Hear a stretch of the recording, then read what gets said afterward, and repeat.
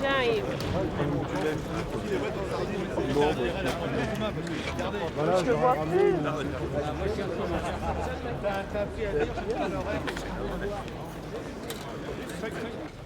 C'est vrai, parce que sur les hommes,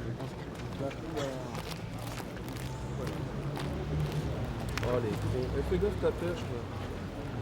C'est qui? T'as pas besoin de ta perche.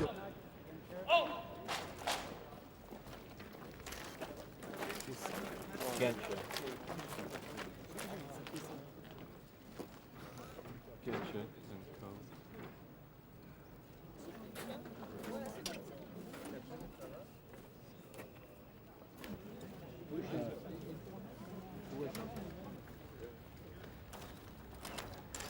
Monsieur le Premier ministre, bonsoir.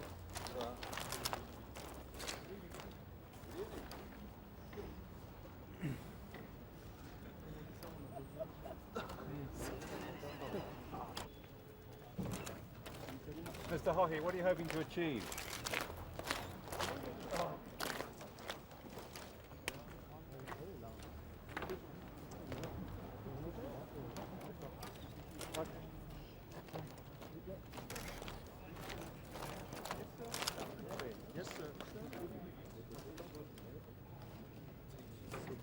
Martins.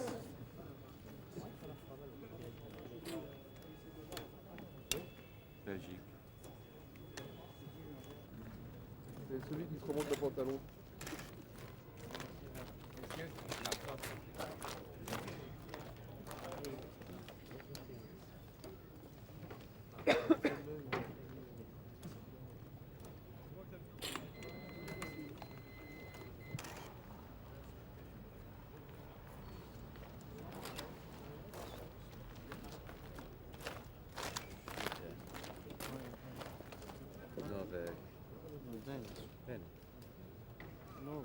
Yeah, they're not in it. Yeah, I always get them muddled up.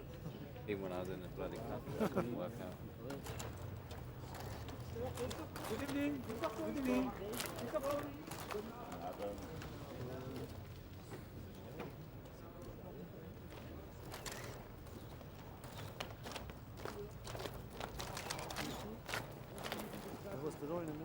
Yeah.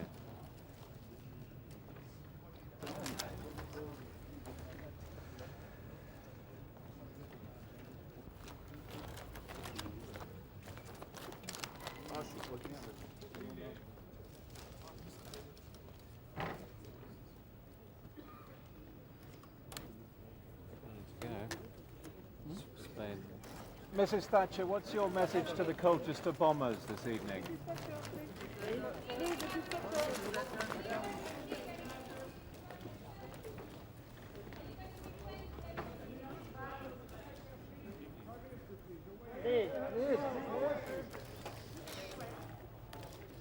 Mrs. Thatcher.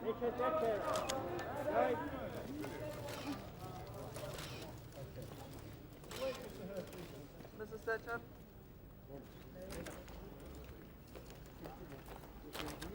Ah merde.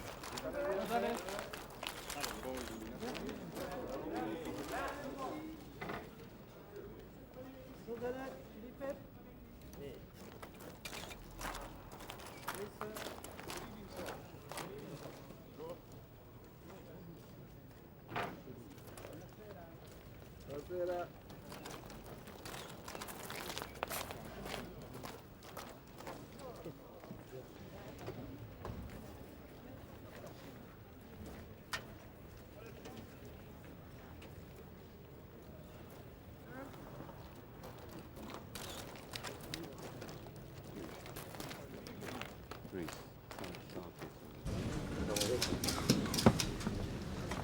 Mesdames et messieurs, nous venons de terminer nos travaux. Session engagée dès 8h15 et qui nous a menés jusqu'ici. Je vous remercie de votre présence. Je vous exposerai aussi rapidement que possible l'essentiel de ce qui a été dit au cours de cette réunion des membres du Conseil européen, réunion informelle, certes, indépendante de la réunion du Conseil européen des 8 et 9 décembre, qui aura à se préoccuper des structures de la communauté, et qui s'est placée devant le problème actuel d'une très grande importance que signifie l'évolution de l'Europe de l'Est, avec ses répercussions aussi bien dans ces pays que dans le reste de l'Europe et du monde. D'abord, les participants de cette réunion ont tenu à exprimer leur sentiment de joie devant cette nouvelle marche en avant de la liberté. Avant tout autre commentaire politique et toute appréciation, l'essentiel était là.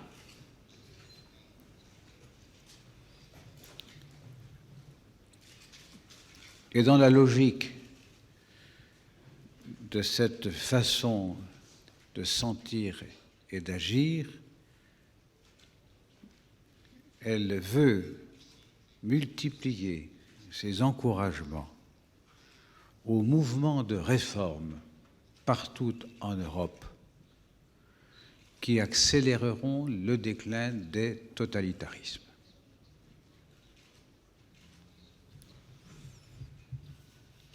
De ce point de vue,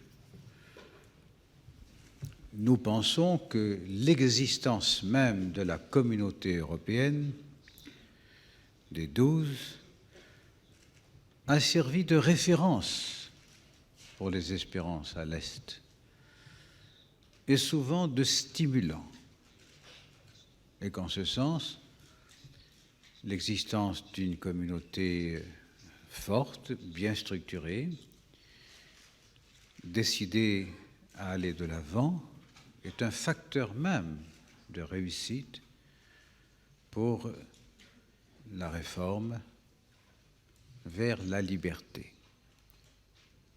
Bref, nous avons constaté, pour l'apprécier, ce binôme indissociable que constitue d'une part l'évolution à l'Est et d'autre part l'intégration à l'Ouest. Plus l'Europe bouge là où elle devait bouger, plus la communauté doit se raffermir et, quand c'est nécessaire, accélérer l'allure.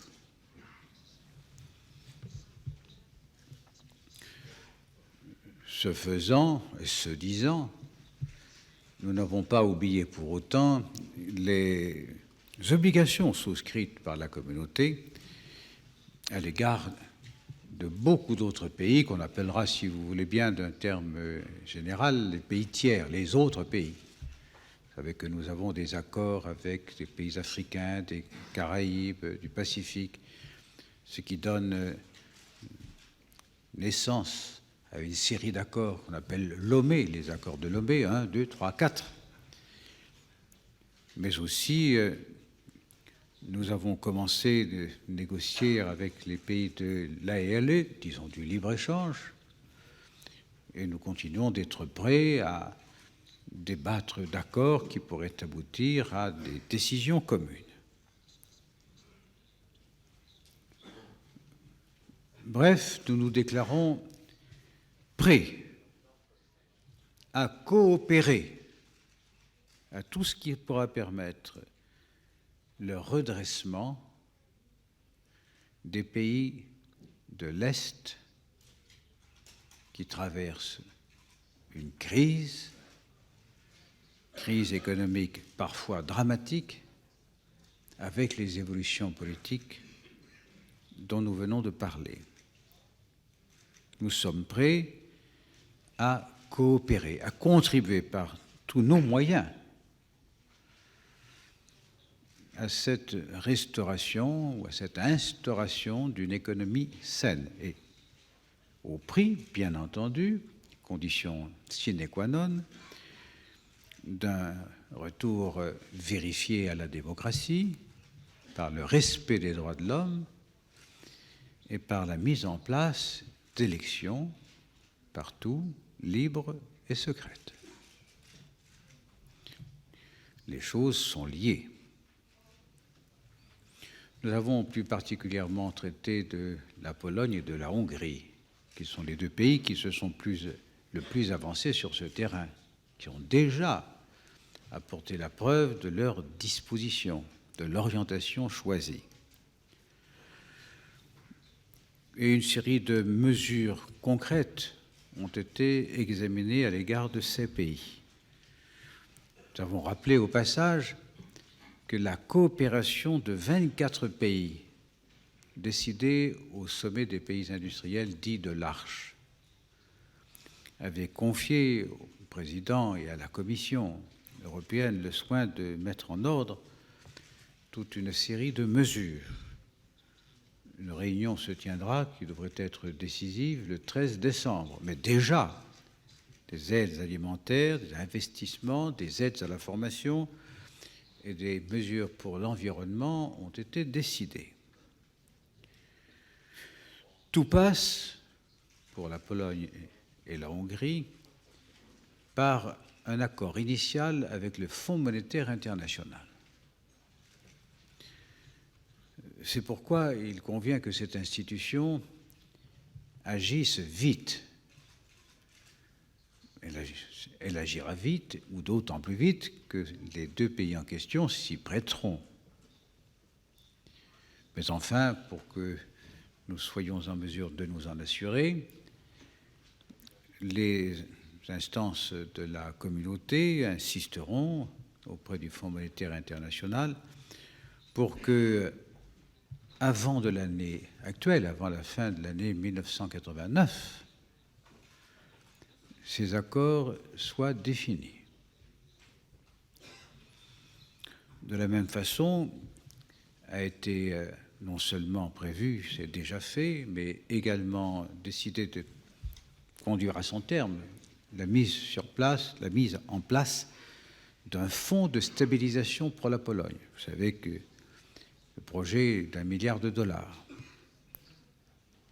et d'un crédit relais pour la Hongrie, pour la même somme. Ce sont des décisions qui peuvent être considérées comme acquises par les pays dont je vous parle. D'une façon encore, disons, particulière, nous avons parlé de la RDA, de l'Allemagne de l'Est, à qui s'appliquait en particulier l'évolution attendue et nécessaire vers des formes démocratiques de fonctionnement politique qui conditionnent la plupart des décisions du type de celles que je viens d'indiquer pour les autres pays. Nous nous sommes également inquiétés du sort de la Yougoslavie, qui n'échappe pas, pour des raisons différentes peut-être, à la crise qui s'est emparée de ces pays-là. Et donc, la communauté interviendra pour une série de plans d'urgence en faveur de ce pays. Je dois dire que pour l'ensemble de l'Europe de l'Est, un mandat a été donné à ce que l'on appelle la Troïka, vous voyez, comme la contagion traverse des frontières, ou les blocs. La Troïka, composée par le président en exercice de la communauté, ce terme est entré dans nos mœurs. Pourquoi pas? En l'occurrence, le président de la République française, son prochain successeur à la date du 1er janvier 1990 chez le chef du gouvernement d'Irlande, M. Hoey, qui se trouve à ma droite, et M. Felipe González, président du Conseil des ministres espagnol, qui assumait la présidence dans les 6 premiers mois de cette année. Et puis un glissement s'opérera à partir du 1er janvier, où M. Hoy assurera la présidence. Je serai encore là, et arrivera M. Andreotti, président du Conseil des ministres italien. Et ainsi de suite. C'est donc cette troïka qui a reçu mandat en même temps que la Commission, surtout que la présidence de la Commission européenne, pour mener à bien un certain nombre d'opérations. Je vais vous en citer quelques-unes. Étudier, et donc consulter, notamment le Conseil européen, sans doute, de Strasbourg, c'est toujours l'urgence. Étudier un projet de banque pour le développement et la modernisation de l'Europe de l'Est. De même, une fondation européenne pour la formation des cadres de tous ces pays et l'ouverture des programmes communs déjà existants de la communauté pour tout ce qui touche à l'éducation et à la formation.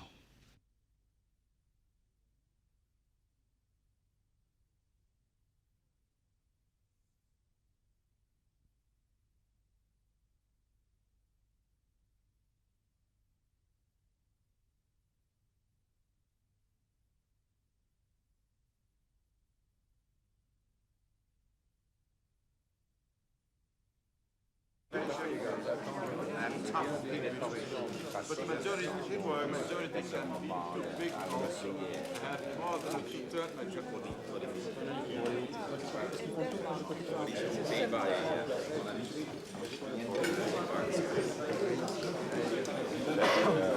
Ils ont eu la même expérience.